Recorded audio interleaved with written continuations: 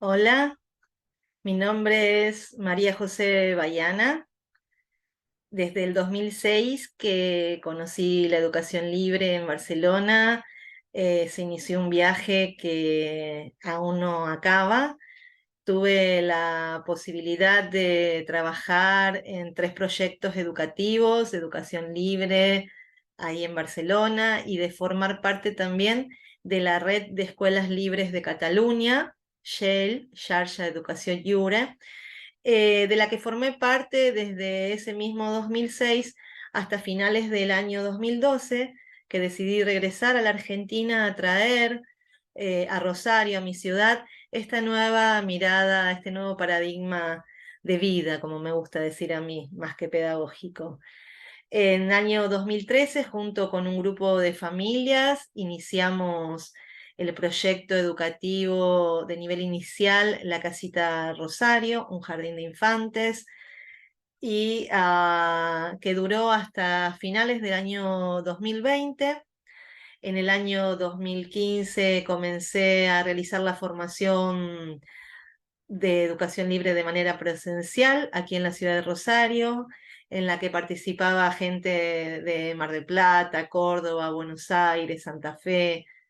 Y a partir del 2020, con la situación de la pandemia y con mucha resistencia, comencé a ofrecer la formación online y también la profundización en educación libre, y también se me abrieron muchas posibilidades a partir de esta apertura, para poder acompañar y asesorar proyectos educativos alternativos y también escuelas. Trabajo en escuela haciendo asesoramiento, acompañamiento y supervisiones de manera presencial y de manera virtual.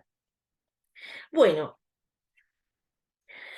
me parecía importante como tema en educación libre, uno de los más importantes, el tema de los límites. ¿Por qué? Porque lo que yo observo desde que comencé en esta parte, cuando hablo de las familias, cuando hable de familias, me voy a referir a todas las familias que he conocido durante todos estos años que vengo trabajando ya. Y lo que observé básicamente, que cuando llega una familia a estos espacios, a estas propuestas, hay mucha confusión con el tema de los límites. Ujú.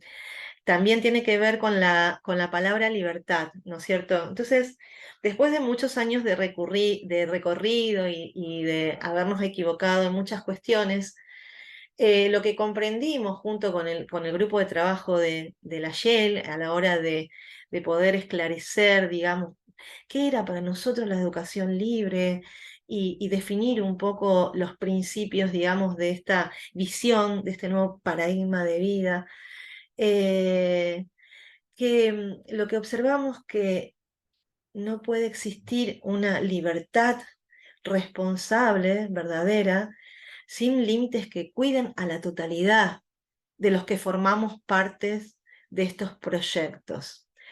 Yo veía muchas familias que llegaban, que ponían mucha atención en los niños, mucha tensión también, y no podían poner límites. Hay como la idea, hay una falsa creencia, hay un sistema de creencia que invito a revisar en relación con el tema de los límites. Entonces, como primer ejercicio me gustaría hacerles esta pregunta, dejarles esta pregunta. Am, ¿Qué creencia tengo sobre el límite? No me respondan, lo escriben. ¿Qué vivencia tengo con los límites? ¿Qué relación tengo yo primero con los límites? ¿Mm?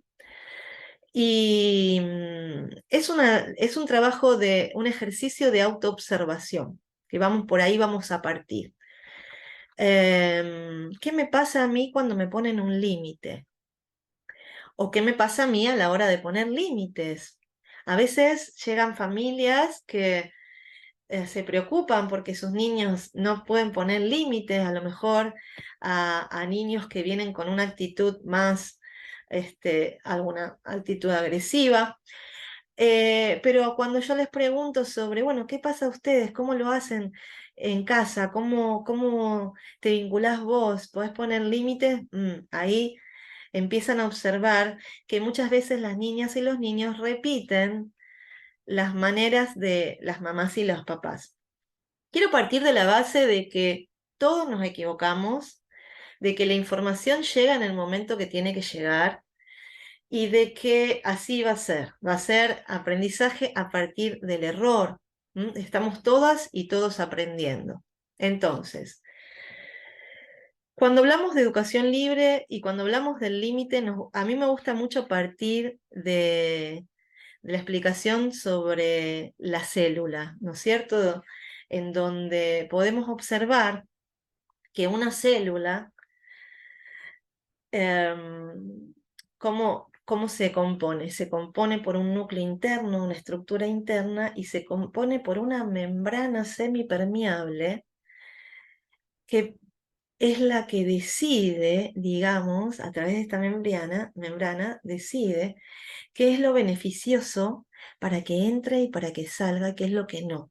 Entonces, solita la célula, con esa información, esa guía interna que trae, decide, toma decisiones de esto sí, esto no. Por lo tanto, esta membrana es la que va a habilitar la vida, es el límite lo que da vida, digamos, lo que habilita vida, lo que contiene, lo que sostiene, lo que da seguridad, lo que identifica. Yo me identifico a través del límite. Yo esto no lo soy, soy esto. Entonces, cuando nosotros revisamos estos sistemas de creencia y podemos adquirir nuevas informaciones, podemos comprender la importancia del límite a la hora de la crianza y del desarrollo. El niño, los niños cuando nacen, no nacen con una conciencia de yo soy. Los niños nacen con una percepción o una sensación de fusión con una totalidad. Por lo tanto, se van descubriendo a sí mismas y a sí mismos, van descubriendo el mundo a través de los límites con los que se van encontrando. Los niños van observando, la primera empiezan a hacer relaciones, vinculación, ¿no? Lo primero que hacen los niños es, empiezan a descubrir que tienen un cuerpo, ¿no? Y este cuerpo es distinto, es mío, no es de mamá, de este otro. El primer objeto que dice Freud, con el que el niño se encuentra, el objeto madre. Empieza esa individuación, de la fusión a la individuación. ¿Cómo hago ese proceso? ¿Cómo puedo llegar a individualizarme? Es a partir del límite que separa. Entonces, si nosotros entendemos que el límite es lo que permite el desarrollo, podemos desmontar estos falsos sistemas de creencia que traemos a la hora de acompañar en crianza respetuosa. Entonces,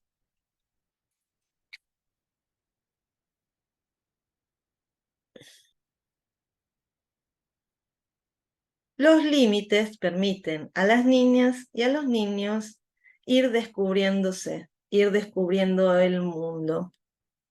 Por lo tanto, es muy importante a la hora de acompañar, tener en cuenta esta información.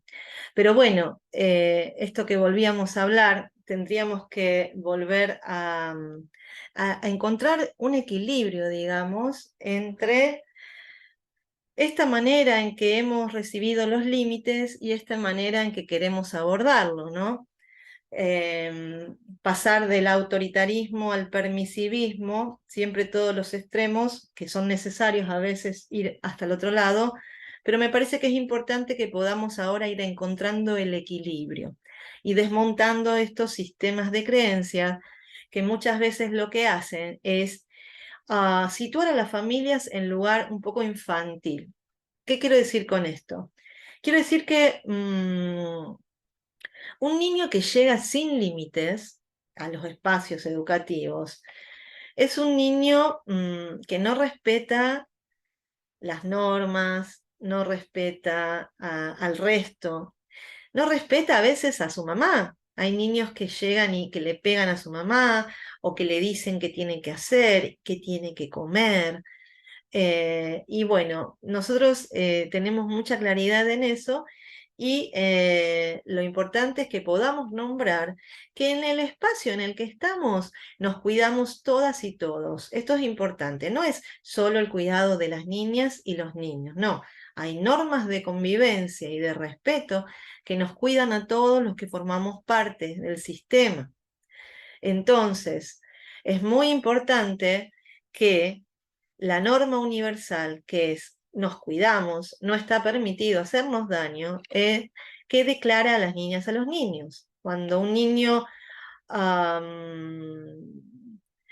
no tiene esos límites, decimos que es un niño que se vuelve un poco tirano, se tiraniza.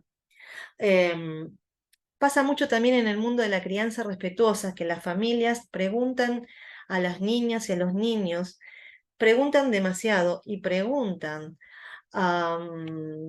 temas que los niños y las niñas o cuestiones no están madurativamente preparados para tomar esas decisiones. Eso genera mucha rabia en las niñas y en los niños, genera mucha presión, mucha carga, a diferencia de lo que creemos en crianza respetuosa, que hay que preguntar todo. Esto habla de un desorden. También hay otra falsa creencia. Hay la falsa creencia de que yo como mamá tengo que ser como amiga, colega de mi hija, de mi hijo, ¿no? Que tengo que tener buena relación, ¿no? Pero bueno, tenemos que observar que esto también es otra falsa creencia. No somos pares con las niñas y los niños. El adulto es el mayor, somos las mayores, que somos quienes cuidamos la autoridad energética. El niño es el pequeño. Por lo tanto, no puede tomar decisiones, no es favorable para el sistema familiar que ese niño tome decisiones, ni siquiera para él. Entonces, es muy importante que los adultos que cuidamos podamos también revisar el tema de qué nos pasa con el tema de la autoridad energética, la autoridad que cuida, somos quienes cuidamos. Hay un orden de llegada, somos los adultos. Los niños pequeñitos, cuando nacen, dependen de un adulto que les nutra, que les dé contención, que les dé alimento, que les dé amor. Entonces, ese adulto, esa adulta somos nosotras, tenemos que situarnos en ese lugar.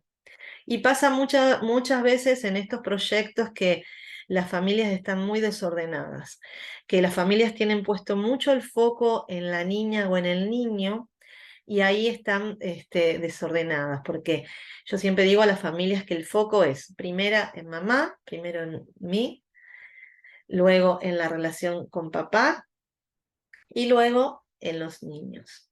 Pero las familias que llegan a estas propuestas, muchas veces, o en algunos porcentajes, mayoritariamente, tienen todo el foco puesto en las niñas y en los niños, en el cuidado de las niñas y de los niños. Y eso es desordenado y no es cuidadoso. Y tampoco hay coherencia si yo no me cuido, si yo no me nutro, si yo no me doy lo que necesito, no hay coherencia a la hora de dar, de cuidar y de nutrir. Por lo tanto, acá hay varios temas importantes. A mí me gusta decirles a las familias que me parece importante que comencemos a poner el foco, a revisar, a refocalizar en, en cómo estoy yo, para hablar ahora de cómo poner los límites, ¿no? En cómo estoy yo, cómo me encuentro.